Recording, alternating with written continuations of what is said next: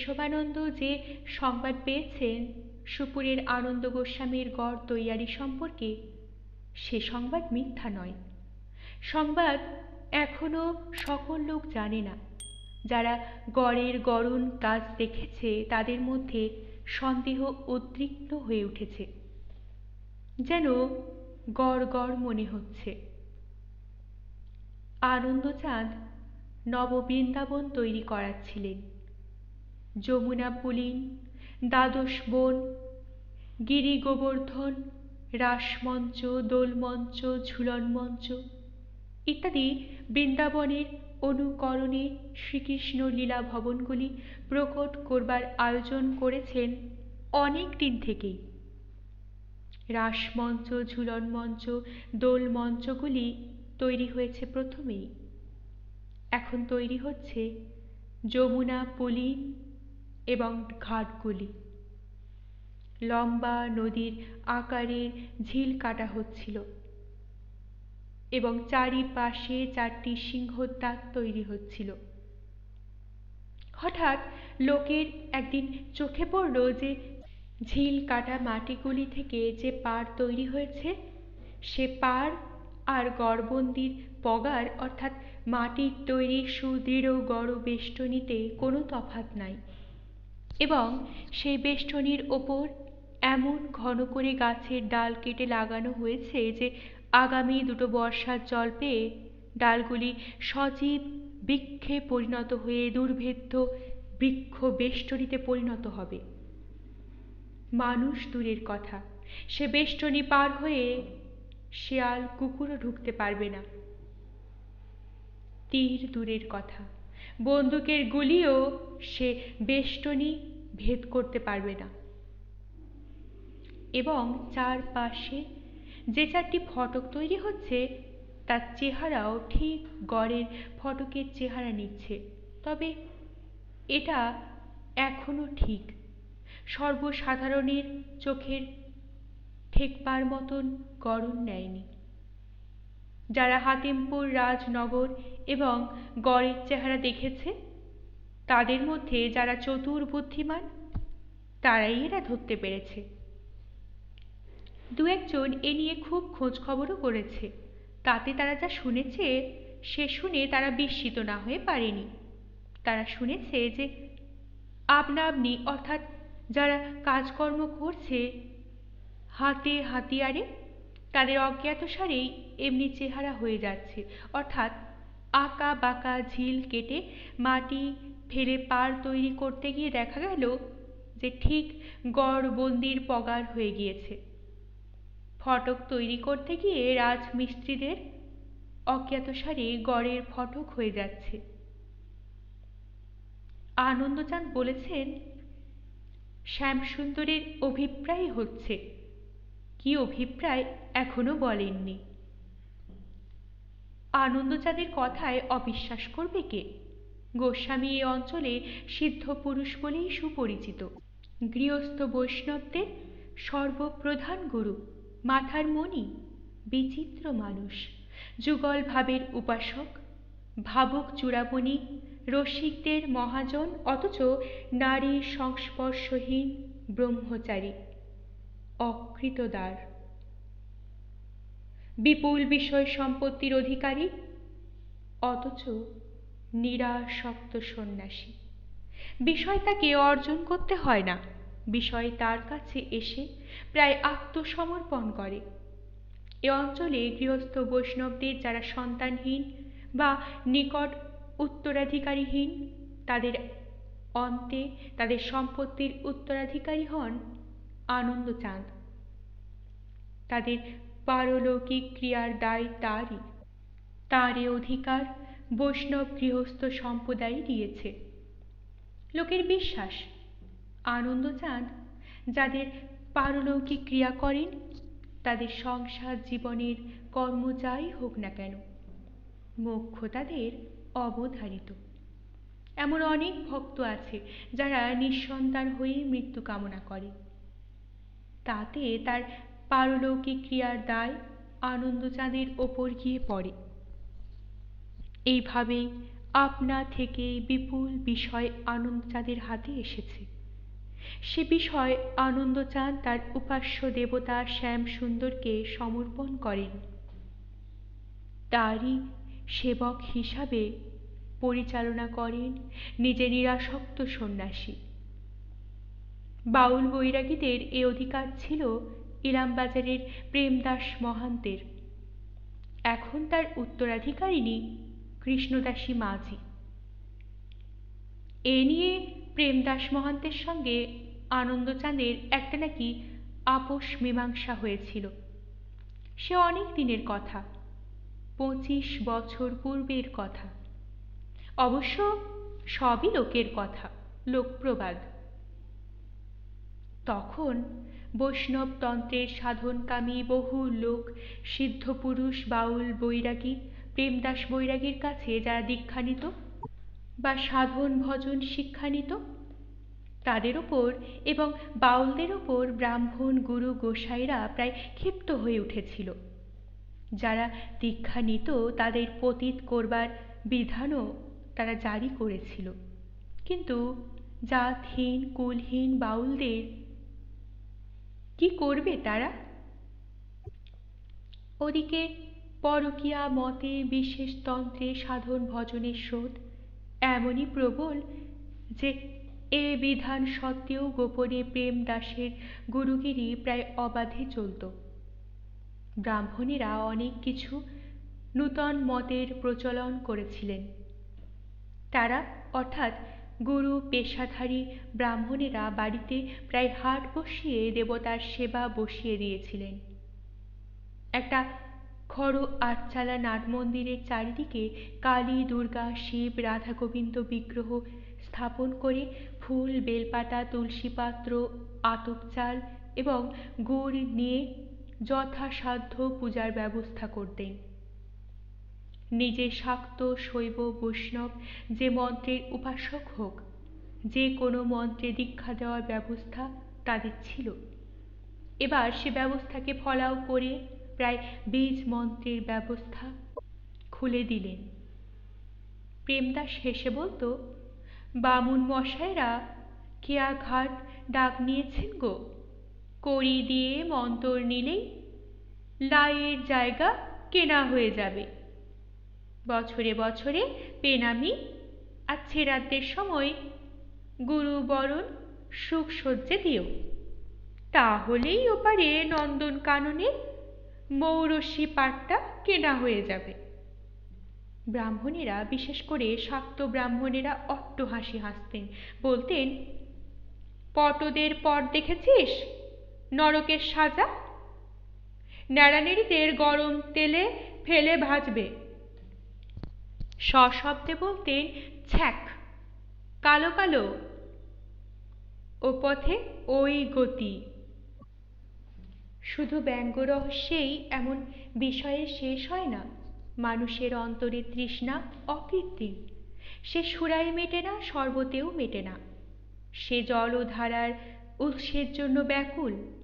সেই ব্যাকুল প্রশ্নের উত্তরে ব্রাহ্মণ গুরুরা শাস্ত্রের নজির দেখিয়ে শিষ্য রাশি নক্ষত্র বিচার করে, চরিত্র এবং রুচি বিচার করে তদনুযায়ী বীজ মন্ত্রের দীক্ষা দিয়েছেন এবং ভরসা দিয়ে বিশ্বাস করতে বলেছেন, এই নির্মল জল। অধিকাংশ জলই অশ্বত্থামার পেটলি গোলা জল। পান করে দুগ্ধপানের স্বাদ পেয়েছে বলে বিশ্বাসও করেছে। সুপুরের ভট্টাচার্য বংশ বিখ্যাত গুরু বংশ। এই বংশের ব্রজমোহন ভট্টাচার্য সিদ্ধ শক্তি সাধক, পাগল মানুষ। নিজে কাউকে দীক্ষা দেন না, কিন্তু কেউ তাদের পাটে মন্ত্র দীক্ষা নিতে এলে তিনি বীজ বিচার করে দেন অলৌকিক উপায়ে। তিনি বলেন, যা, ওই বাড়ির পেছনে পুকুর পাড়ে গিয়ে দেখ, জবার গাছ আছে, যা তুলে আন। ঢেকে আনবি, যেন আলো না লাগে, বুঝলি? সে ফুল তুলে নির্দেশ মতো ঢাকা দিয়েই নিয়ে আসে। খ্যাপা ভট্টাচার্য বলেন, খোল বেটা, ঢাকা খোল দেখি। খুললে দেখা যায় কারুর জবা ফুলই আছে। সে শক্তিমন্ত্রে দীক্ষা পায়, কিন্তু কারুর জবা ফুল মালতী ফুল হয়ে যায়, কারুর হয়ে যায় ধুতুরা। যার ফুল মালতী হয় তাকে নিতে হয় বৈষ্ণব মন্ত্রে দীক্ষা। যার হাতে জবা হয় ধুতুরা তার ইষ্ট হল শিব। এছাড়া আরও আছে কোষ্ঠী বিচারে, ত্রিপাপ প্রভৃতি দুঃসময়ে গ্রহ শান্তিযোগের ব্যবস্থায় নবগ্রহের শক্তি দেবতা নব মহাবিদ্যার অর্চনা ছাড়া গ্রহজাগ হয় না। সেসব সময়ে তান্ত্রিক ব্রাহ্মণ ছাড়া গতি থাকে না। এর ফলে বৈষ্ণব ধর্মের যতই প্রসার থাক, তান্ত্রিক ব্রাহ্মণদের প্রভাব ছিল অব্যাহত। কাজেই তান্ত্রিকদের কাছে বৈষ্ণবদের খাটো হয়ে থাকতেই হতো। লোকে বলতো, এ অঞ্চলে বৈরাগীদের এবং বৈষ্ণব গুরুদের সঙ্গে ব্রাহ্মণ গুরুদের বিরোধ মিটিয়ে দিয়েছিলেন আনন্দচাঁদ। আনন্দচাঁদেরা পুরুষানুক্রমে সুপুরের ভট্টাচার্য বংশেরই শিষ্য এবং তারা শক্তি মন্ত্রের উপাসক ব্রাহ্মণ বংশ। এ বংশের সন্তান আনন্দচাঁদ জন্ম থেকেই অসাধারণ, রূপে অসাধারণ, অপরূপ রূপবান। তেমনি সুকণ্ঠ, তেমনি মেধা, প্রকৃতিতেও তেমনি অসাধারণ, এমনকি দেহ প্রকৃতিতেও। মাছ ভাতের দেশ বাংলাদেশের শাক্ত বংশের ছেলে, সেই ছেলের জন্মাবধি অরুচি আমিষে। এমনকি মাছের সংস্পর্শ দুষ্ট খাদ্য পেটে গেলে আনন্দচাঁদ অসুস্থ হয়ে পড়তেন। বাল্যকাল থেকেই ধর্মে আসক্তি আনন্দচাঁদের। ভালোবাসতেন রাধা কৃষ্ণের যুগল মূর্তি। উপনয়নের পর দীক্ষার জন্য গিয়েছিলেন খোদ ব্রজমোহন ভট্টাচার্যের কাছে। খ্যাপা ভট্টাচার্য আনন্দচাঁদকে দেখে খুব খুশি হয়ে কাছে টেনে নিয়ে বলেছিলেন, ওরে ওরে ওরে, তোর গলায় পইতে কেন রে? তুই তো দাপড়েছিলি গোয়ালিনী, তুই তো রাধা রে। নূতন সাধন করতে এসেছিস এ জন্মে? অবাক হয়ে গিয়েছিলেন আনন্দচাঁদ। ভট্টাচার্য বলেছিলেন, তোর মনে নাই তুই কুঞ্জবনে কালার সঙ্গে পিরিতি করেছিলি? কুটিলে তোকে হাতে নাতে ধরিয়ে দেবে বলে আয়ানকে ডেকে নিয়ে এলো। তুই বললি, কি হবে কালাচাঁদ?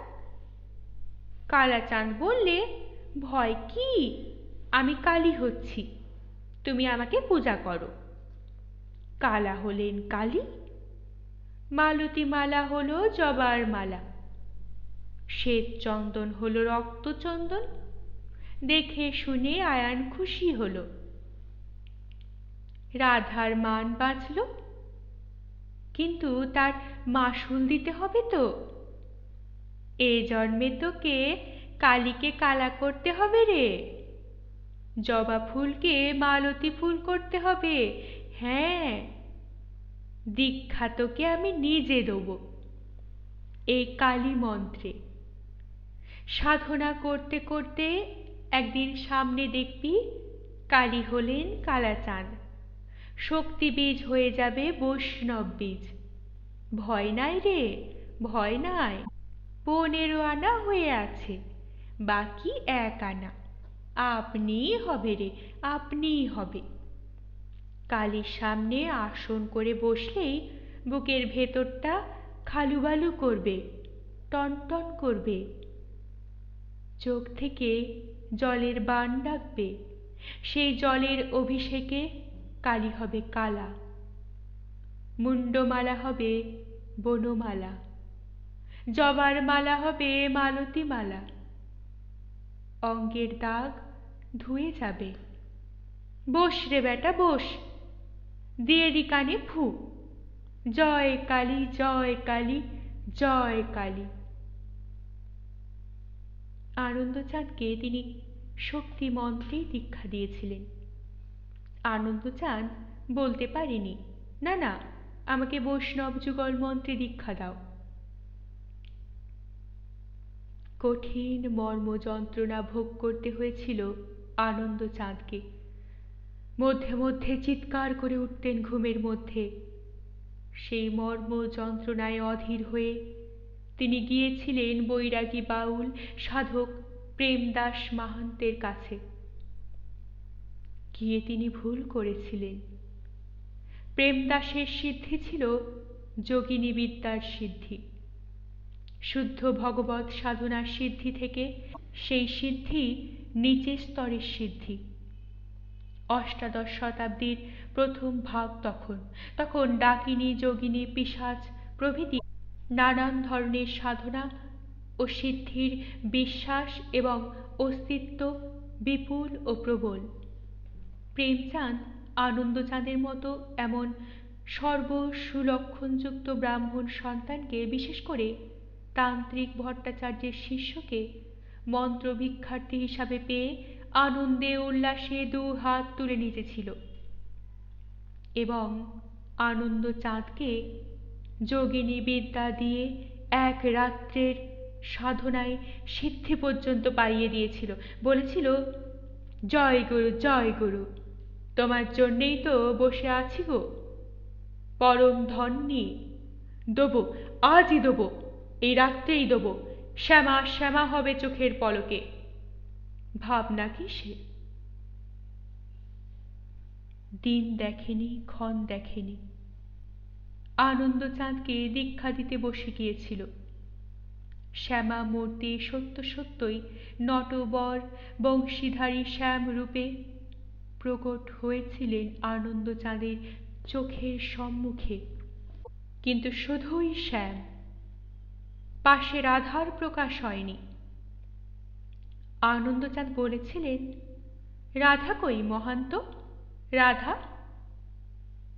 মহান্ত বলেছিলেন, তাই তো ঠাকুর। ভট্টাচার্য বলেছিলেন, প্রেমদাস ডাকিনী সিদ্ধি হিসাবে শ্যামামূর্তিকে শ্যাম বিগ্রহে রূপান্তরিত করেছিল। ডাকিনী সিদ্ধির প্রভাবে অলৌকিক অনেক কিছু ঘটানো যায়, কিন্তু আসলে তা মায়ার খেলা মাত্র, সত্য নয়।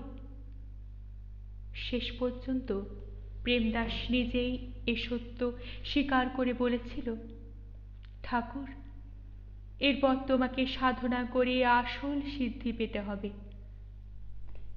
আমি তোমাকে ডাকিনী সিদ্ধি দিয়েছি, আর এর সঙ্গে যদি বামুনের জাত পৈতে সব ফেলে দিয়ে আমার মতো ন্যাড়া বৈরাগিনী নিয়ে ভজন করতে পারো। আনন্দচাঁদ তা পারেনি। মুহূর্তে শ্যাম আবার শ্যামা হয়ে উঠেছিল। তিনি সভয়ে আসন ছেড়ে উঠে বলেছিলেন, না না না। প্রেমদাস বলেছিল, ন্যাংটা মেয়ের ভূত ছেলে ভট্টাচার্য বামুন মুড়ো মেরে দিয়েছে। বামুনের সাধন মোক্ষম বাবা, এ একদিনের কাজ নয়, সময় লাগবে। তুমি ভেক নিয়ে বৈরাগী হয়ে এইখানে থাকো, মন্তর তন্তর দেব দেবী বাদ দাও, মালা চন্দন করে বৈরাগিনী নিয়ে শুরু করো। আনন্দ বলেছিলেন, না, তখন তার সম্বিত ফিরেছে। প্রেমচাঁদ তখন বলেছিল, তাহলে ঠাকুর আমার দোষ নাই, তোমার অদৃষ্ট, কিন্তু আমার কাছে যা হোক কিছু পেলে তো, তার দক্ষিণা তো আমার পাওনা বটে। আনন্দ বলেছিলেন, বলো কি চাও? প্রেমদাস বলেছিল, আমি দেখতে পাচ্ছি গো, তুমি এ অঞ্চলের সবচেয়ে বড় গুরু হবে বৈষ্ণব সমাজে। বলো আমাদের বাউলদের ওপর তুমি বিধান দেবে না, বাক্যি দাও। আনন্দ বলেছিলেন, দিলাম। বলো গোসাই, আমাদের বৈরাগ বৈরাগিনীরা যা করবে তা নিয়ে দেশের মাঝে দশে যে রটনাই করুক, তবে কিছু বলবে না। ঠাকুর মনসার কথার সেই কথা গো, যা গেল দেখবে তা মুখে বলবে না কোনো লোককে। স্বর্গ মর্তে পাতালে কোনোখানে কারো কাছে, দেবতা পাপ বলুক, মানুষ পাপ বলুক, দৈত্যী পাপ বলুক, তুমি বলবে না। বলবো না। আমাদের পাওনায়, আমাদের পথ, আমাদের ঘাটে, আমাদের হাটে তুমি হাত বাড়াবে না, বাড়াবো না। বাস, তোমাকে যা দিয়েছি তা তোমার পায়ের কড়ি না হোক, ভবের হাটের মূলধন হবে বাবা। সিদ্ধতান্ত্রিক ব্রজ ভট্টাচার্যের কাছে এ সংবাদ অগোচর থাকেনি। সেই রাত্রে তিনি ধ্যান যোগে জেনেছিলেন। পরের দিন প্রত্যুষে আনন্দচাঁদ ক্লান্ত দেহ মন নিয়ে গ্রামে ফেরবার পথে ভট্টাচার্য পথ রোধ করে দাঁড়িয়েছিলেন। বলেছিলেন, করলি কি? ওরে বেটা, এ তুই কি করলি? যোগিনী সিদ্ধি পেয়ে পূর্ণ সিদ্ধির পথে কাঁটা দিলি? ছি ছি ছি, তুই 15 আনা নিয়ে জন্মেছিলি, আমি তোকে দীক্ষা দিয়ে 15 আনা 3 পয়সা করে দিয়েছিলাম রে বেটা। শোন রে বেটা, ওই বৈরাগী বেটার যোগিনী মন্ত্র নিয়ে তুই জাদুবিদ্যা পেয়েছিস। যা কালির কালা হওয়া দেখেছিস সে হলো ভেলকিবাজি। ওতে আমি যে 3 পয়সা তোকে দিয়েছি তার 1 পয়সা তুই হারিয়েছিস। এই ঘাটতি 2 পয়সার 1 পয়সা যদি বা তুই সাধন ভজনে পূর্ণ করতে পারিস, 1 পয়সা ঘাটতি তোর থেকেই যাবে এ জন্মে। শোন, তোর 16 আনার পথে 2টো রায়ের কাঁটা ছিল, এক রাধা আর এক রাজ্য, মেয়ে আর মাটি। তা তোকেই রাধা বলে মন্ত্র দেবার সময় মেয়ের বাধা আমি ঘুচিয়ে দিয়েছি। ওদিকে তোর মন কিছুতেই যাবে না, ভুলবে না। কিন্তু মাটি, রাজ্য তোর পথের এমন কাঁটা হয়ে রইল যে কাঁটা এ জন্মে ঘুচবে না। কি জাদু মন্ত্র যে নিয়েছিস, সেই মন্ত্রই মাটি এনে তোকে মালিক করে দেবে। শোন, আরও বলি, ভট্টাচার্যের কথা মিথ্যা হয়নি। আনন্দচাঁদের অলৌকিক শক্তির খ্যাতি কিছুদিনের মধ্যে এমন ভাবে চারিদিকে ছড়িয়ে পড়ল যে বৈষ্ণব মন্ত্র অভিলাষী গৃহস্থ সম্প্রদায় দলে দলে তার পায়ে এসে গড়িয়ে পড়ল। অলৌকিক শক্তির প্রকাশ আনন্দচাঁদ ইচ্ছে করে দেখাতেন না। কার্যকলাপে ঘটনা সংস্থান এমনি হয়ে উঠত যে প্রকাশে তিনি বাধ্য হতেন। তখন অষ্টাদশ শতাব্দীর প্রথম মন্ত্র সিদ্ধির যুগ। সে যুগে আনন্দচাঁদের সিদ্ধ বিদ্যা নিষ্ক্রিয় সুপ্ত থাকবার নয়, থাকেও নি। প্রথম খুষ্টিকড়ির সিদ্ধ পীর সৈয়দ হোসেন সাহেব তাকে উপঢৌকন দিতে মাংস নিয়ে এলে আনন্দচাঁদ সেই রক্ত সিক্ত মাংসকে রক্তরাঙা গোলাপ ফুলে পরিণত করে তার অলৌকিক শক্তি প্রকাশে বাধ্য হন। এছাড়া তার উপায় কি ছিল? ভট্টাচার্য তখনও বেঁচে। তিনি হা হা করে হেসেছিলেন, বলেছিলেন, ওরে, সাপ যতই লুকিয়ে রাখ, ফস্সে করবে। সাপের ওঝা সাপ না ধরেও থাকতে পারে না, কামড়ও খায়, মরেও ওতেই। এরপরই ঘটে আরেকটি ঘটনা। যে ঘটনায় আনন্দচাঁদের জীবনের পথ এবং গতি নির্দিষ্ট রূপে নির্ধারিত হয়ে যায়। আনন্দচাঁদ গিয়েছিলেন মকর সংক্রান্তিতে কেন্দুলিতে কদমখণ্ডির ঘাটে অজয়ের প্রবাহের ধারে গঙ্গা স্নানের পূর্ণ সঞ্চয়ের জন্য। বহু জনসমাগমের মধ্যে এসেছিলেন এক সন্তানহীনা তরুণী, বিধবা ধনী গৃহিণী, 27-28 বছর বয়সের সুন্দরী। এই গৃহিণীটির সমাজে খুব সুনাম ছিল না, না থাকারই কথা। বিবাহ হয়েছিল বৃদ্ধ ধনীর সঙ্গে। বৃদ্ধের চতুর্থ পক্ষ। বৃদ্ধের বড় আশঙ্কা ছিল একটি সন্তানের। সন্তান একটি হয়েছিল, তারপরে বৃদ্ধ গত হন, বিধবাই হন। পুত্রের মাতা হিসাবে সম্পত্তির এক ছত্রাধিকারিণী। তারপরই এই তরুণ বয়সের প্রবৃত্তির তাড়নায় এবং সম্পত্তির প্রভাবে শক্তির মত্ততায় প্রায় স্বেচ্ছাচারিণী হয়ে ওঠেন। ফল পেতেও দেরি হয়নি।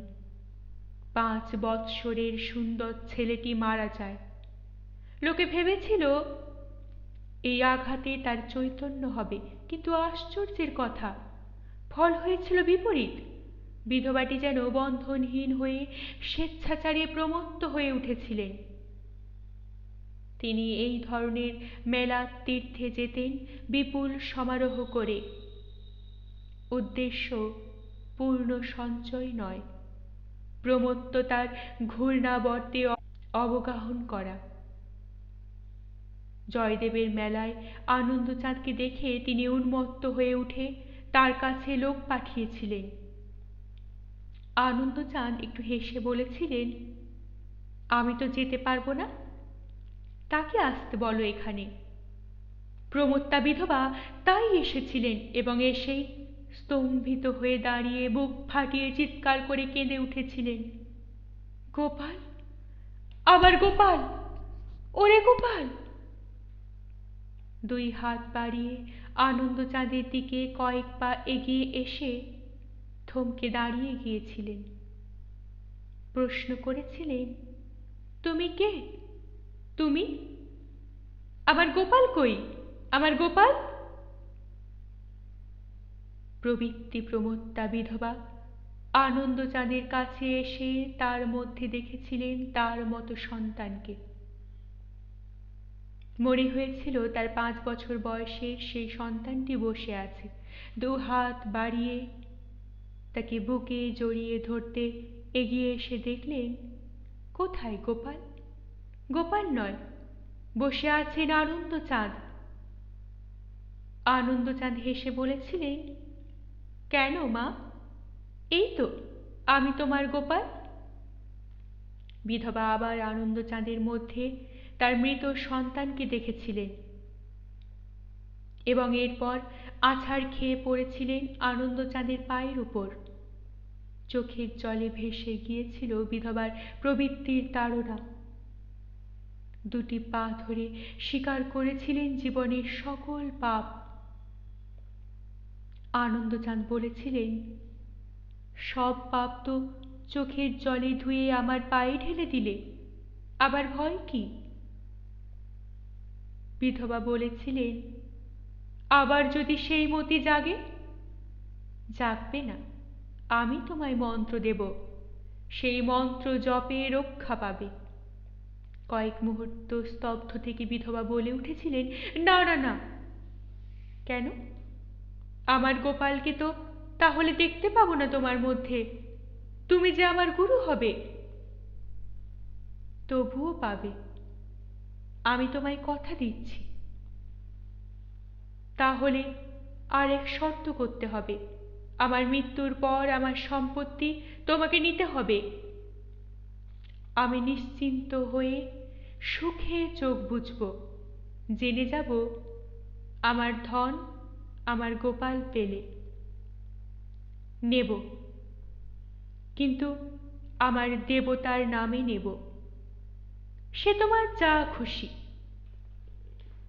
বিধবাকে মন্ত্র দীক্ষা দিয়ে তার পরলোকের ভার নিয়ে তাকে উদ্ধার করেছিলেন আনন্দচাঁদ। সংবাদটা সেই দিনই সেই মেলার জনতার মারফতে দিকে দিকে ছড়িয়ে গিয়েছিল।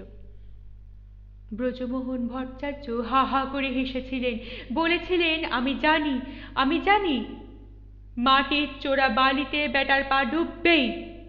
ডুবল। শেষে পয়সা খামতি থেকে গেল, থেকে গেল, থেকে গেল। জয় কালী, জয় কালী, জয় কালী। এ কথা কানে পৌঁছলে আনন্দচাঁদ চমকে উঠেছিলেন, কিন্তু তখন আর উপায়ান্তর ছিল না। যে কর্ম তিনি করেছেন তার ফল তাকে পেতেই হবে। সে ফল সারা জীবনই পেয়ে চলেছেন। আজ গৃহস্থ বৈষ্ণবদের গরুর গুরু তিনি। উত্তরাধিকারীহীন গৃহস্থ বৈষ্ণবের সম্পত্তি আজ এসে তাকেই অর্ষায়। ইষ্ট দেবতা গোবিন্দের নামে তিনি গ্রহণ করেন। গোবিন্দের আজ বিপুল সম্পত্তি। ধর্ম সাধনার সঙ্গে সে সম্পত্তিও তাকে পরিচালনা করতে হয়। বাউল বৈরাগী সম্প্রদায়ের সঙ্গে তারপর আর তিনি সম্পর্ক রাখেননি, তবে তাদের স্নেহ করেন। প্রেমদাস বাবাজিও তার সম্প্রদায়কে দূরে দূরে থাকতেই বলে গেছে। তেলে জলে মিশ খায় না। ভুল আমারও, গোসাইয়েরও। তোরা আর ভুল করিস না, যাস না ওর কাছে। ওরও সহ্য হবে না, আমাদেরও। তবে বামুন বৈরাগীর মন্তরে সিদ্ধ হলে রাজা হয়। দেখ, চোখের ওপর রাজ দরবার গেরস্তের জন্যে, সম্পত্তিবানের জন্যে, আমাদের মতো ভিখারির জন্যে নয়। সেই দিনই কেশবানন্দ চলেছিলেন এই আনন্দচাঁদের সঙ্গে দেখা করতে। বাস্তববাদী বুদ্ধিমান লালা তনয়টি আনন্দচাঁদ সিদ্ধ পুরুষ কিনা বিচার করেননি। বিচার করে বুঝেছিলেন আনন্দ শক্তিমান এবং বুদ্ধিমান। বিলম্ব তিনি করবেন না। হয়তো বিলম্ব ইতিমধ্যে হয়ে গেছে, কিন্তু এর আগে কিছু করা সম্ভবপর ছিল না। সমস্ত সংবাদ তাকে সংগ্রহ করতে হয়েছে। শুধু আনন্দচাঁদেরই নয়, এখানকার সকল বর্ধিষ্ণু লোকের নির্ভুল ইতিহাস সংগ্রহ করেছেন এই চতুর রাজনীতিবিদ সন্ন্যাসী, এবং নারকেলের মতো ছোবড়া ছাড়িয়ে খোলা ভেঙে তার শ্বাস বের করার মতো সমস্ত ইতিহাসের মর্ম উদ্ঘাটিত করে তার আসল সত্যটি আবিষ্কার করেছেন। এককালের চতুর রাজ কর্মচারীটি জানেন, লোকেরা লৌকিক জীবনে যত দুর্বল, যত অসহায় হয়, ততই তারা অলৌকিককে আঁকড়ে ধরতে চায়। না হলে তারা বাঁচতে পারে না। অবশ্য ধর্ম সাধনায়, দেব মহিমায় অবিশ্বাসী তিনি নন, কিন্তু তিনি জানেন সে বস্তু সিন্ধু প্রমাণ জলের মধ্যে বিন্দু প্রমাণের মতোই দুর্লভ। সে বিন্দু যখন সিন্ধুকে ব্যক্ত করে তাকে ছাড়িয়ে ওঠে, তার লগ্ন আছে, সময় আছে। ক্রেতায় রামের আবির্ভাব, দাপরে কৃষ্ণ ভগবানের আবির্ভাব, ক্রেতা এবং দাপরের এক খণ্ডাংশে। তার আগে চলে এই আবির্ভাবের জন্য লোকের তপস্যা। কল্কির আবির্ভাবের বিলম্ব আছে। তার পূর্বে সনাতন ধর্মকে রক্ষার জন্য লৌকিক চেষ্টার প্রয়োজন আছে। সে চেষ্টা শুধু ভগবানের নামে আর ধর্মের বিচারের আয়োজনে সার্থক কখনো হয় না। সেখানে বিষয় বুদ্ধি, রাজনীতিক চতুরতার প্রয়োজন সর্বাগ্রে। আজ সময়ের গুণে রাজনৈতিক অবস্থার ঘাতে প্রতিঘাতে মুসলমান শক্তি ভাঙছে। স্বাভাবিকভাবেই মুঘল বাদশাহী শক্তির চাপে যে সব শক্তি চাপা ছিল তারা উঠছে। মঠ, সন্ন্যাসী সম্প্রদায় স্বাভাবিকভাবেই শাসন শৈথিল্যের সুযোগে মাথা তুলছে। হাতেমপুরের হাতেম খাঁ ফৌজদারের বিষয়বুদ্ধি ছিল এ অঞ্চলের বিদ্রোহী ব্রাহ্মণ রাঘব রায়কে দমন করে হাতেমপুরে গড় তৈরি করবার সময় এই সত্যটা সে বুঝেছিল। এ অঞ্চলের ক্ষুদ্র একটি ঘটনার মধ্যে ভাবী কালের সংগঠনের আভাস অনুভব করেছিল। সেই কারণেই এ অঞ্চলের মঠ মহান্ত ব্রাহ্মণ গুরুদের ওপর হিন্দু জমিদারদের অপেক্ষাও সতর্কতর কঠিন দৃষ্টি রেখেছিল। কোনো অজুহাতে সে কোনো মঠে বা মন্দিরে গড়বন্দি শক্ত পাঁচিল তৈরি করতে দিত না, নির্দিষ্ট সংখ্যার বেশি পাইক রাখতে দিত না। হাতেম খাঁর মৃত্যুর পরই আনন্দচাঁদ গোস্বামীর নববৃন্দাবনের গড়ন বিচিত্রভাবে আপনা আপনি দ্বারকার যাদবপুরীর গড়ন নিচ্ছে। ঝিল হচ্ছে গড়খাই, পার হচ্ছে গড়বন্দির বাঁধ। সিংহদ্বার তৈরি হচ্ছে 4টি। সিংহদ্বারে স্তম্ভগুলির নিচে থেকে ওপর পর্যন্ত যে বন্দুকধারী সৈন্য সন্নিবেশের সুচতুর ব্যবস্থা থাকবে সে সম্পর্কে কেশবানন্দ নিঃসন্দেহ। আনন্দচাঁদ সামান্য গৃহস্থ সন্তান, আর মাধবানন্দ তার গুরু জমিদার সন্তান। আনন্দচাঁদ গৃহী সন্ন্যাসী হয়ে সম্পত্তি অর্জন করে যে সত্যটা বুঝেছেন, মাধবানন্দ সম্পত্তি অর্জন করার জন্যই সে সত্যটা বুঝতে পারছেন না। কেশবানন্দ দাঁড়ালেন। এখান থেকেই তিনি দেখতে পাচ্ছেন আনন্দচাঁদ গোস্বামীর নববৃন্দাবনের সংগঠন। হ্যাঁ, গোস্বামীর দূরদৃষ্টি আছে, গড়টি দৃঢ় হবে তাতে সন্দেহ নেই। কেশবানন্দের সঙ্গী বললে, ওই যে আনন্দচাঁদ গোস্বামী, ওই আসছেন এইদিকে। কেশবানন্দ আজ যথাযোগ্য মর্যাদার সঙ্গে এসেছেন। সঙ্গে দুজন আশ্রমবাসী ব্রহ্মচারী এবং গ্রামের 4 জন পাইক সঙ্গে নিয়ে বেরিয়েছেন। সঙ্গে আছে তাদের ধ্বজা। পাইকদের একজন দেখিয়ে দিলে সঙ্গী ব্রহ্মচারীকে। ব্রহ্মচারী কেশবানন্দের দৃষ্টি আকর্ষণ করলেন। এইদিকে, ওই আসছেন। কেশবানন্দ দেখছিলেন গড়বন্দির বাঁধ চমৎকার হয়েছে। সঙ্গীর কথায় দৃষ্টি ফিরিয়ে তাকালেন। বাহ, সুন্দর সুপুরুষ লোকটির মহিমা আছে। আনন্দচাঁদ আসছিলেন সঙ্গে একদল লোক, ভক্ত সম্প্রদায়।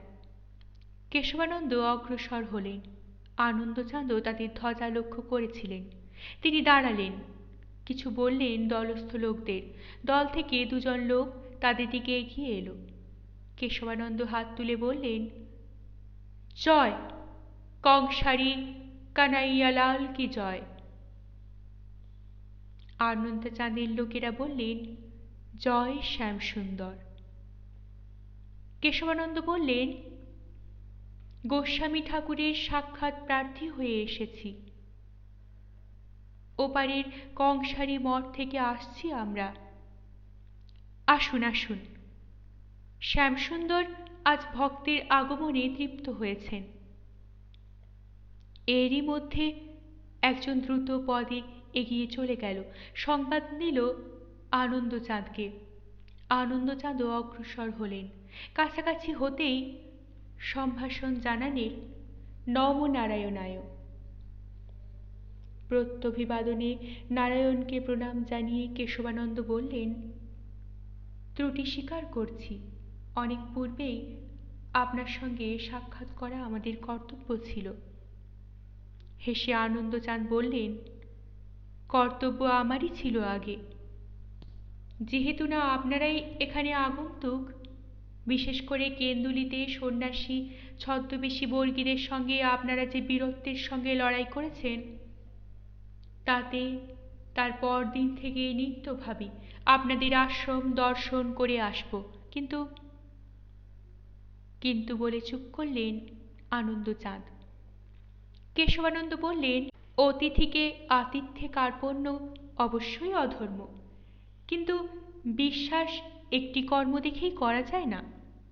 আপনার দোষ নেই গুরু, গোস্বামী গুরু। না, সেজন্য নয়, যেতে দ্বিধা হয়েছে এই হেতু মহারাজ যে আপনারা শ্রীমতী রাধাকে নির্বাসিত করেছেন। ধনুর্যজ্ঞের কাল সমাগত হলে শ্রীমতীকে পশ্চাতে রেখে প্রভুকে যেতেই হয় গোস্বামী গুরু। ধনুর্যজ্ঞ শেষ হলে কুরুক্ষেত্র এগিয়ে আসে। আপনার বৃন্দাবনে দেখছি যাদবপুর দ্বারকার আয়োজন। এ পুরীতে হাতের বাঁশি প্রভু বাজাবেন কখন? চক্রই বা ধরবেন কোন হাতে? কেশবানন্দের মুখের দিকে স্থির দৃষ্টিতে তাকিয়ে রইলেন আনন্দচাঁদ। কেশবানন্দ বললেন, তত্ত্বের কথা কইতে আমি আসিনি গোস্বামী প্রভু, তত্ত্বে আমি পারঙ্গম নই। সে কথা বরং কোনোদিন আমাদের গুরুর সঙ্গে হবে আপনার। আমি এসেছি এইটুকু বলতে যে রাত্রি তৃতীয় প্রহর সমাগত, সেবা সংকেত শুনতে পাচ্ছি। আমরা যারা তীর্থযাত্রী যে যে মন্দিরে যাই না কেন, এ সময় আমাদের একসঙ্গে দল বেঁধে চলা উচিত নয় কি? আসুন, ভেতরে আসুন, এ আলোচনা তো পথে দাঁড়িয়ে হবে না। চলুন। ঠিক সেই মুহূর্তেই কাথর কণ্ঠে ঠাকুর ঠাকুর বলে ডাকতে ডাকতে কে এগিয়ে আসছিল। আনন্দচাঁদ ঘুরে দাঁড়ালেন। কে? কি চায়? ভ্রুদুটি কুঞ্চিত হয়ে উঠল তার। এমন একটি গুরুতর ভাবনায় মন যখন ব্যাপৃত এবং সেই গুরুতর বিষয় নিয়ে আলোচনার জন্য যে মুহূর্তে পা বাড়িয়েছেন, ঠিক সেই মুহূর্তে পিছু ডাকার মতো এই ডাক তার ভালো লাগলো না। মুখ থেকে আপনি বেরিয়ে গেল, কি বিপদ? কেশবানন্দ বললেন, আপনার কোনো শিষ্যকে বলুন ওর আবেদন শুনতে, আর আমাদের আলোচনা অনেক পূর্বেই আরম্ভ হয়েছে। ওরে ডাকে তাতে বাধা হয়নি, চলুন। আনন্দচাঁদ একজন শিষ্যকে ওই লোকটির আবেদন শুনতে আদেশ দিয়ে কেশবানন্দকে নিয়ে তার পুরী মধ্যে প্রবেশ করলেন। কয়েকটি বাঁক ফিরে একটি ঘরে ঢুকে দরজা বন্ধ করে দিলেন। যে লোকটি চিৎকার করে ঠাকুরকে ডাকছিল সে কয়র মতো হতশ্রী মানুষের চেহারাও এমন বিপর্যস্ত। কাদায় ধুলোয় তার মাথা থেকে পা পর্যন্ত এমনই বিকৃত এবং বিচিত্রিত যে তাকে চেনবার উপায় নেই। উপায়ান্তরহীন হয়ে সে এসেছে আনন্দচাঁদ গোস্বামীর কাছে। কাল রাত্রে মাঝি অর্থাৎ কৃষ্ণদাসিনীর উদ্দেশ কয় তার পেছনে পেছনে জয়দেব কেন্দুলির শ্মশান পর্যন্ত গিয়েছিল। সে মাধবানন্দকেও দেখেছিল। মাঝির সেই উন্মাদিনী উলঙ্গিনী রূপ, তার সেই অভিশাপ দেওয়া, তাও দেখেছিল। তারপর সে তারই অনুসরণ করে আসছিল। উলঙ্গিনী উন্মাদিনী আসছিল অজয়ের শীর্ণ জলধারার পাশে পাশে বালুচরের উপর দিয়ে। কয় সভয়ে দূরত্ব বজায় রেখে আসছিল তটের ওপরের পথ ধরে। এরই মধ্যে অন্ধকারে হঠাৎ মাঝপথে কৃষ্ণদাসী কোথায় হারিয়ে গেছে, কয় অনেক খুঁজেও পায়নি। অবশেষে ভোরের সময় ক্লান্ত হয়ে ধুলো কাদা মেখে আগ্রায় ফিরে দেখেছে যে আগ্রাও শূন্য, মোহিনী নেই। আগ্রার দরজা খোলা, ঘরের দরজা খোলা, বিছানা জিনিসপত্র বিপর্যস্ত, মেঝের ওপর ছড়িয়ে পড়ে আছে। মোহিনীর হাতে চুড়ি ভাঙার টুকরো সকালের আলোয় ঝিকমিক করছে।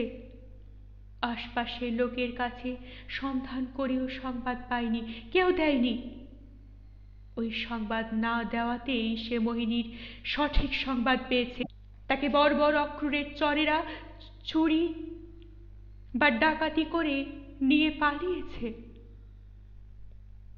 সেই কারণেই কল ছুটে এসেছে আনন্দচাঁদ ঠাকুরের কাছে।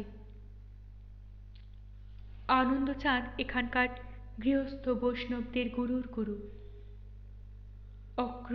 অক্রূরের বাপ যত পাষণ্ডই হোক, নিজেদের তো বৈষ্ণব বলে।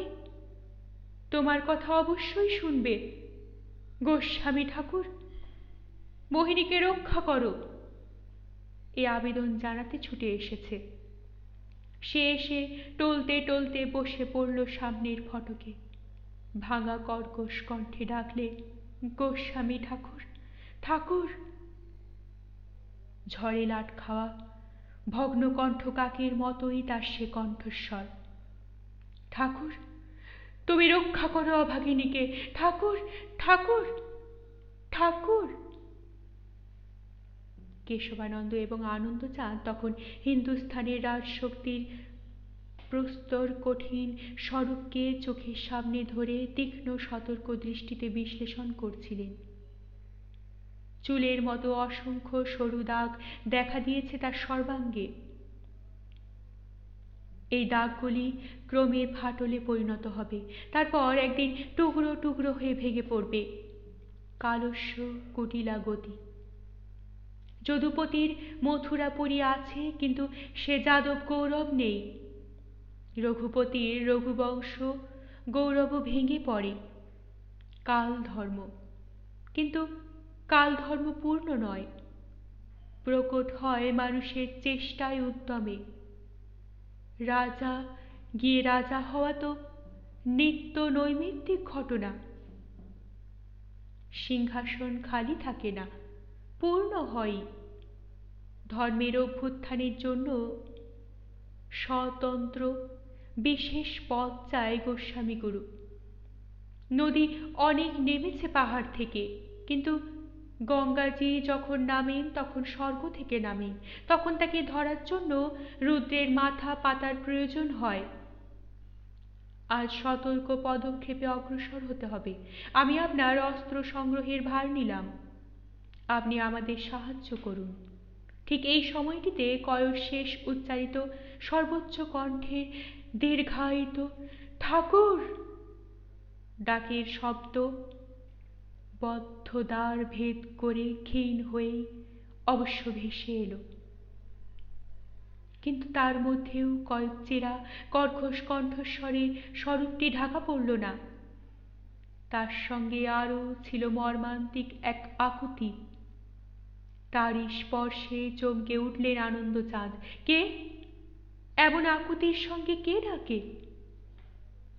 পরক্ষণেই একটু তিক্ত অথচ সকৌতুক ব্যঙ্গ হাসি দেখা দিল তার মুখে। বললেন, ওহ, ইলামবাজারে সেই ধর্মাধর্ম জাতি বিচারহীন উচ্ছিষ্টভোগী বৈরাগী পশুটা? কেশবানন্দ কয়র কণ্ঠস্বর চিনেছিলেন। তিনিও হাসলেন, বললেন, পশু নয়, পক্ষী, কৌয়া। আবার ডাক ভেসে এলো, ঠাকুর গো। আনন্দচাঁদ বদ্ধ দুয়ারের দিকেই মুখ ফিরিয়ে ডাকলেন, বাইরে কে রয়েছে? বাইরে থেকে সাড়া এলো, আমি প্রভু, দীন দাস।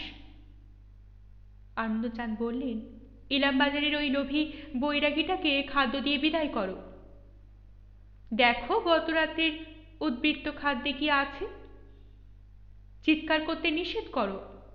করেছি প্রভু, কিন্তু ও সেজন্য চিৎকার করছে না, খেতেও চায় না। খেতে চায় না? কয়? তবে কি চায়? কাল রাতে উন্মাদিনী কৃষ্ণদাসী প্রেমদাস মহান্তের বেটার বউ কোথায় চলে গিয়েছে? খোঁজে। কি বিপদ! উন্মাদ ধর্মে কোথায় কোন দিক গিয়েছে, আবার আসবে। অবশ্য অপঘাত ঘটলে স্বতন্ত্র কথা, কিন্তু তার আমি কি করব? আরও আছে প্রভু, কৃষ্ণদাসীর কন্যাটিকেও পাওয়া যাচ্ছে না। কাল রাত্রে আগ্রায় কারা ডাকাতি করে মেয়েটিকে নিয়ে চলে গিয়েছে। কয় বলছে ইলামবাজারের দাস সরকারের ছেলে অক্রুর। তার উদ্ধারের জন্যই ও এসেছে, বুক চাপড়ে কাঁদছে। আনন্দচাঁদ মুহূর্তে যেন আগুনের মতো উজ্জ্বল হয়ে উঠলেন। কি করবেন তিনি? প্রেমদাসের কাছে যে বাক্য দান করেছিলেন, সে বাক্য তিনি অক্ষরে অক্ষরে পালন করেছেন। কৃষ্ণদাসীর আচার আচরণের কোনো কথা তিনি তো না জানা নন। দেশ সরকারের সঙ্গে সাধন ভজনের নামে ব্যভিচারের কথা তিনি জানেন। দেশ সরকারের ওই বর্বর পুত্রটার জন্য কন্যাকে বিক্রি করার কথাও তিনি শুনেছেন, কিন্তু কোনো দিন কোনো শাসন করেননি, কোনো প্রশ্ন করেননি। দু চারজন বৈরাগী মহান্তও তার কাছে এসে তার প্রতিবিধানের জন্য তার সাহায্য চেয়েছে, কিন্তু তিনি নীরব থেকেছেন, সাহায্য করেননি। এই পরিণাম কৃষ্ণদাসীর অনিবার্য। তিনি কি করে নিবারণ করবেন? কেশবানন্দ বললেন, ইলামবাজারের শেঠ দেশ সরকার কি গোস্বামীপাদের শিষ্য? আমার ভক্তের শিষ্য, আমার নয়। পরক্ষণে বিচিত্র হেসে বললেন, দেশ সরকার বণিক, সে সর্বক্ষেত্রেই বণিক। গরুর কাছে সে দীক্ষা পেয়েছে দক্ষিণা দিয়ে। দীক্ষা তার ধর্মের নামে ব্যভিচারের জন্য। পাপ করে সেই পাপ থেকে মুক্তি পাবে দীক্ষা বলে। এই ছলনায় নিজেকে ছলবার জন্য মহারাজা। গুরুকে এরা অর্থ দেয় তাদের সর্বকর্মে ধর্মে অধর্মে গুরুর সমর্থন পাবার জন্য। এদের আপনি জানেন না? হেসে কেশবানন্দ বললেন, খুব জানি গোস্বামীপাদ। আপনার থেকেও বোধ করি বেশি জানি। শুধু গুরু নয়, রাজা গুরু ঈশ্বর সকলের সঙ্গেই ওদের এক সম্পর্ক। হাতেমপুরের হাতেম খাঁর সঙ্গে দেশ সরকারের সম্পর্ক খুব নিবিড় ছিল। জয়দেবের মহান্ত মহারাজ আমাকে বলেছিলেন, সেদিন ওর ওই পাষণ্ড ছেলেটা ছদ্মবেশী বর্গী সন্ন্যাসীদের সঙ্গে কলহ করে আহত হয়। সেদিন আমাদের গুরু মহারাজের দিকে থুৎকার নিক্ষেপ করেছিল। আমি ভেবেছিলাম ওকে শাস্তি দেব। জয়দেবের মহান্ত বলেছিলেন, ওকে ঘাটাবেন না, হাতেম খাঁকে আপনাদের বিরুদ্ধে উত্তেজিত করাবে। আমরা শক্ত হয়ে বসতে পারিনি বলে চুপ করে গিয়েছিলাম। শুনেছি ওর নিজের পাইক লাঠিয়ালের দলটি নেহাত উপেক্ষার নয়। আনন্দচাঁদ বললেন, ওকে আমি কঠোর সামাজিক দণ্ডে দণ্ডিত করব, আর ওকে দণ্ড না দিলে ধর্ম বিরূপ হবেন। কণ্ঠস্বর তার গম্ভীর ও গম্ভীর হয়ে উঠেছে তখন। কেশবানন্দ বললেন, এ সময়ে যা করবেন গভীরভাবে বিবেচনা করে করবেন গোস্বামীপাদ।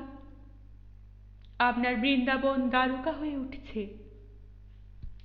মহারাজ, এ বিল এ গড় পুরনো কালের ভগ্ন রীতি, ভগ্ন কীর্তি আমি কিনে দেবতার নামে সংস্কার করাচ্ছি মাত্র। তবুও বিবেচনা করবেন, যে কোনো দিন কাশীর বেণীমাধবের ধ্বজার দশা অথবা ব্রজের গোবিন্দ মন্দিরের দশা হতে পারে আপনার মন্দিরের। বিশেষ করে হিন্দু যদি হিন্দুর বিপক্ষে গোপনে সংবাদ দেয়, তাহলে তার গুরুত্ব কত প্রচণ্ড হবে ভেবে দেখবেন। আনন্দচাঁদ স্থির দৃষ্টিতে চেয়ে রইলেন কেশবানন্দের দিকে। কেশবানন্দ বললেন, সুজা খাঁ মৃত্যুর পূর্বে বীরভূমের বাকি রাজস্বের জন্য বীরভূমের অভিযানের সংকল্প করেছিলেন। বর্ধমানের মহারাজা জামিন হয়ে লক্ষ টাকা পেশকশ দিয়ে মিটমাট করে দিয়েছে। বীরভূমের নবাবের এখন অর্থাভাব। এদিকে সুজা খাঁ গত হয়েছে, সরফরাজ খাঁ নবাব হবেন। এখন নজরানা ভেট পাঠাতেই হবে। এ সময় ফৌজদার নবাব শিকার খুঁজছে, অজুহাত খুঁজছে। এরপর বিবেচনা করে দেখবেন সাবধানতার প্রয়োজন আছে কিনা। আনন্দচাঁদ ডাকিনী বিদ্যা প্রভাবে অনেক অলৌকিক ঘটনা ঘটাতে পারেন, মানুষের ভবিষ্যৎও দেখতে পান, কিন্তু এইভাবে গোটা দেশের ভবিষ্যৎ কখনো দেখতে পাননি। অবশ্য দেখতে চেষ্টাও করেননি। কেশবানন্দ আবার বললেন, তাছাড়া মহাযজ্ঞে বহু বলি বহু আহুতির প্রয়োজন গোস্বামীপাদ। শুধু দেবতাই বলি আহুতি পান না, ভূত প্রেত পিশাচ রক্ষ এদেরও দিতে হয়।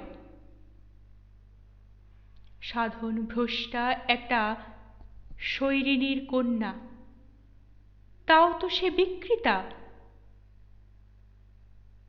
আনন্দচাঁদ স্তব্ধ হয়ে বসে রইলেন, কঠিন সমস্যা তার সম্মুখে। ঠিক এই সময়েই বাইরে থেকে দীনদাস বললেন, প্রভু। উত্তর দিতে পারলেন না আনন্দচাঁদ, বোধ করি শুনতেই পেলেন না। দীনদাস আবার বললেন, মুর্শিদাবাদের মোক্তারের কাছ থেকে লোক এসেছে, চিঠি এনেছে, জরুরি চিঠি, আর বলছে দিল্লিতে নাকি বড় গোলমাল। কেশবানন্দের কপালে ভ্রুতে প্রশ্নের কুঞ্চন রেখা জেগে উঠল। কি হয়েছে? বাদশাহ মোহাম্মদ শাহ? না মহারাজ, বলছে ইরানের বাদশাহ নাদির শাহ আটক পার হয়ে পাঞ্জাবে ঢুকেছিল। পাঞ্জাব লুট করে সে ফিরে যাবে ভেবেছিল লোকে, কিন্তু সে ফিরে যায়নি, সে দিল্লির দিকেই আসছে। যে দিক দিয়ে আসছে সব শ্মশান করে দিয়ে আসছে। এতদিনে সে দিল্লি ঢুকেছে, দখল করে বসেছে। যে খবর নিয়ে আসছে সে আসবার সময় পথে খবর পেয়েছে নাদির শাহ দিল্লি দখল করে ছারখার করে দিয়েছে। চমকে উঠলেন আনন্দচাঁদ। কেশবানন্দ মুহূর্তে উত্তেজনায় দাঁড়িয়ে উঠলেন, চোখ দুটি তার বিস্ফারিত, তারা দুটি যেন প্রদীপের মতো জ্বলছে। ইরানের বাদশাহ নাদির শাহ, প্রথম জীবনে ভেড়াওয়ালা নাদির শাহ, সাক্ষাৎ শয়তান, যাকে ভর করে বিশ্ব বিজয়ী করে তুলেছে। তার উত্তেজিত মুখের রেখায় মুহূর্তে মুহূর্তে পরিবর্তন ঘটতে লাগল। প্রদীপের মতো জ্বলন্ত চোখের তারা দুটিও যেন নিভছে আর জ্বলছে, নিভছে আর জ্বলছে।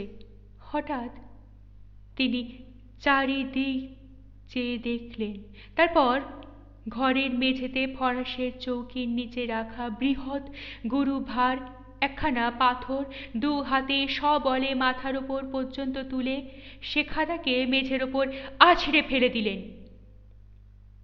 খোয়া বাঁধানো মেঝেটা ফেটে চৌচির শুধু হল না, গর্ত হয়ে গেল, পাথরখানাও ভেঙে গেল 3 টুকরো হয়ে।